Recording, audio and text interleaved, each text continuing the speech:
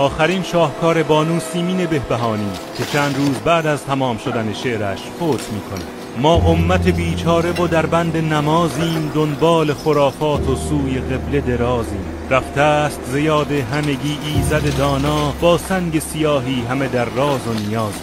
از علم گذشتیم و ز دانش ببریدیم، دنبال روایات عربهای حجازیم. کشتند به کوفه عربی را به قساوت، ما سینه زنان در تب و در سوز و گدازیم.